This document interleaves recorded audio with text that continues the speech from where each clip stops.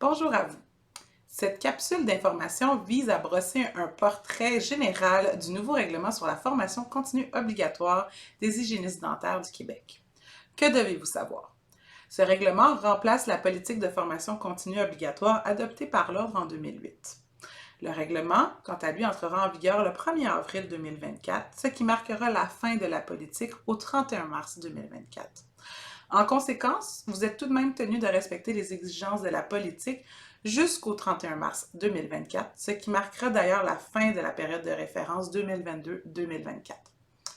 Essentiellement, le règlement a pour objectif d'encadrer le développement professionnel des membres de l'Ordre en déterminant les obligations de formation continue auxquelles ils doivent se conformer. À cet effet, il est important de comprendre que l'Ordre des hygiénistes dentaires a comme mission d'assurer la protection du public et qu'à ce titre, il se porte en quelque sorte garant de la compétence des membres. Il s'assure ainsi que les hygiénistes dentaires offrent des services de haute qualité à la population. Le règlement est constitué de 5 sections qui abordent chacune différents aspects. La première section, intitulée Cadre des activités de formation continue, traite notamment des principales obligations du membre quant au nombre d'heures ou au type d'activité que le membre doit suivre. La seconde section, quant à elle, établit les modes de contrôle du règlement, comme ce qui est attendu du membre, par exemple au terme de la période de référence, ou encore les délais de conservation des attestations de formation continue. La section 3 aborde tous les sujets de dispense, dont les causes admissibles de dispense de formation continue. La section 4 traite plus particulièrement des mécanismes de sanction en cas de défaut de se conformer aux exigences prévues au règlement.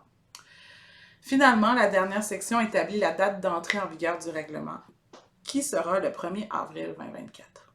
Plus de détails suivront sur chacune de ces sections prévues au règlement. Soyez assurés que d'autres mesures seront déployées dans les semaines et mois à venir pour vous offrir divers outils d'accompagnement dans ce changement.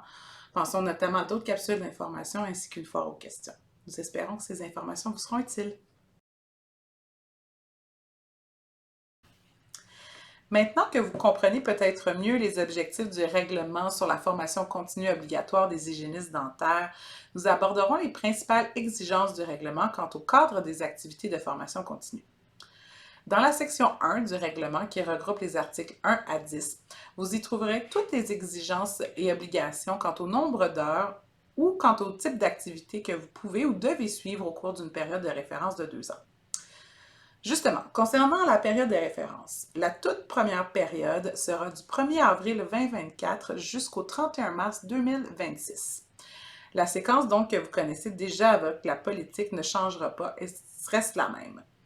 Pour vous aider à vous en souvenir, une période débute au 1er avril d'une année paire et se termine au 31 mars 2 ans plus tard. Par exemple, il y aura une période de formation qui débutera le 1er avril 2028, qui est une année paire, et qui se terminera donc au 31 mars 2030, soit 2 ans plus tard.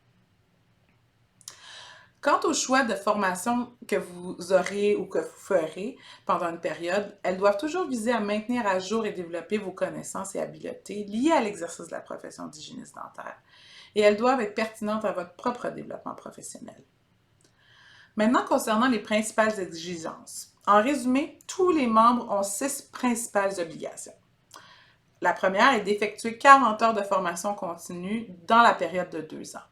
De ces 40 heures de formation continue, les membres devront suivre un minimum de 2 heures de formation en éthique et déontologie, un minimum de 2 heures en prévention et en contrôle des infections, PCI, un minimum de 2 heures d'activité d'évaluation de l'exercice de la profession, qu'on appelle aussi pratique réflexive, un minimum de 4 heures en RCR, et de ça aussi découle une 6e obligation, soit de maintenir en tout temps une certification valide en RCR pendant la période de référence.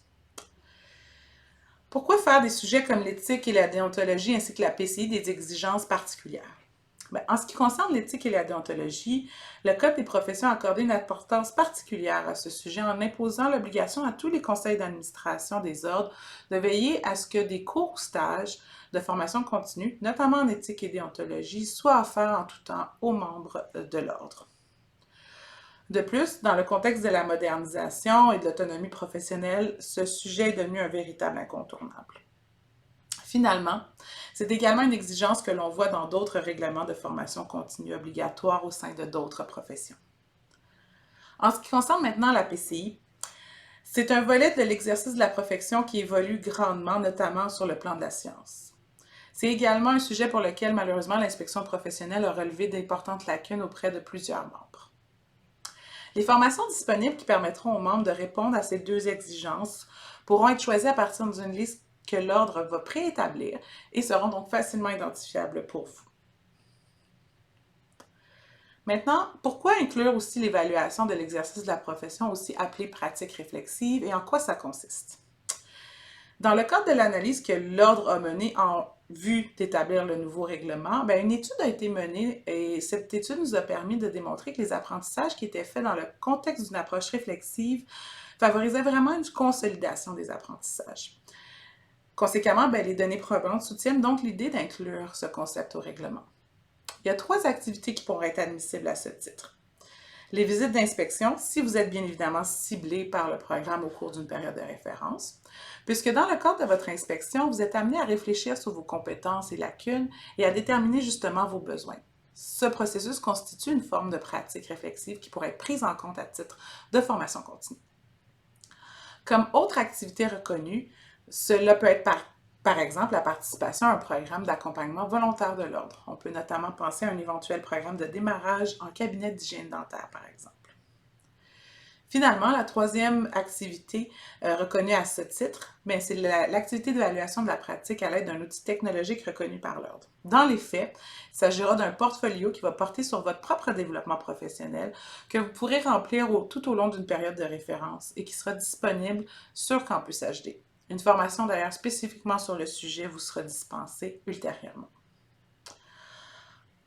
Le règlement prévoit que certains types d'activités sont d'emblée reconnus dans la mesure où elles répondent à l'objectif du règlement, comme la participation à des cours ou conférences offerts par des ordres professionnels ou par le ministère de la Santé et des Services sociaux, par exemple. Ou encore, ça peut être la lecture d'articles de revues ou de documents choisis par l'ordre à partir d'une liste qu'il dressera pour une durée de 30 minutes allouée par article ou document et dans la mesure où vous réussirez les évaluations qui vont s'y rattacher. Mais, outre ces activités d'emblée reconnues, il est aussi possible pour les hygiénistes dentaires de faire d'autres types d'activités qui sont prévues à l'article 8 et l'Ordre pourra en reconnaître pour un maximum de 10 heures. On peut notamment penser à la participation à des cours ou des conférences offertes par des fédérations ou sociétés dentaires ou encore par une personne ou une institution qui a une certaine expertise en hygiène dentaire.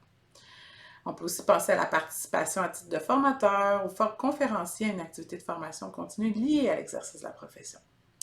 Vous pouvez donc constater que les hygiénistes dentaires peuvent choisir des activités de formation bien au-delà de ce que l'Ordre offrira lui-même.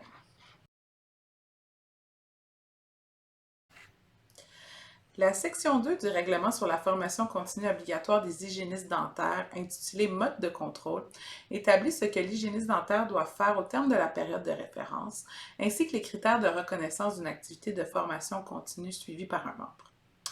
Essentiellement, vous bénéficierez d'un délai de 30 jours après le 31 mars d'une fin de période pour terminer d'inscrire via Campus HD toutes les activités de formation que vous aurez suivies au cours d'une période de référence. Celles suivies directement sur la plateforme Campus HD seront automatiquement incluses, mais vous aurez à remplir votre dossier pour les formations dispensées ailleurs. Cette section prévoit également que vous devrez conserver vos attestations de formation jusqu'à l'expiration d'un délai de 6 ans suivant la fin de la période de formation auquel se rapporte l'attestation.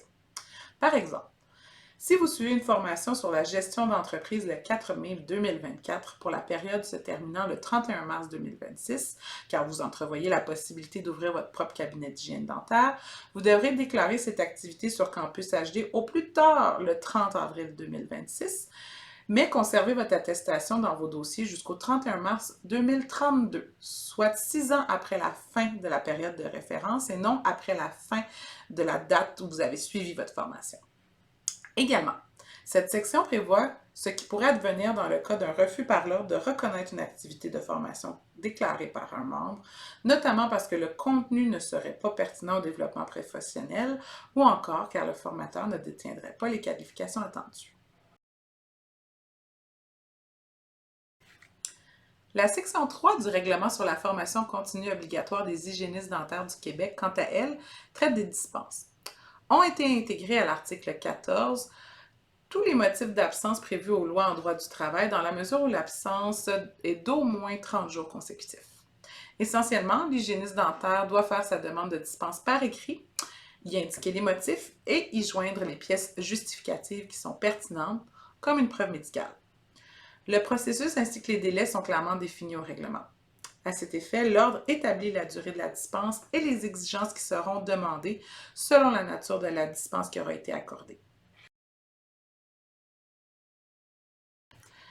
Finalement, la section 4 aborde les sanctions possibles en cas de défaut aux obligations prévues au règlement sur la formation continue obligatoire. Ainsi, un premier avis sera transmis aux membres en défaut pour les en aviser et leur indiquer le délai dont ils disposent pour pouvoir remédier à leurs défauts. Le délai est soit de 30 ou de 60 jours. Il sera de 30 jours dans les cas où il concerne le défaut de produire sa déclaration ou encore le défaut de fournir une pièce justificative, par exemple.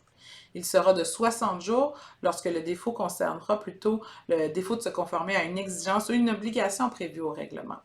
Un exemple de défaut à une obligation du règlement pourrait être par exemple le fait d'avoir effectué seulement 34 heures au terme de la période de référence plutôt que le 40 heures exigé, ou encore de ne pas avoir fait aucune heure en éthique et déontologie ou pas assez d'heures en éthique et déontologie par exemple pour une période de référence donnée.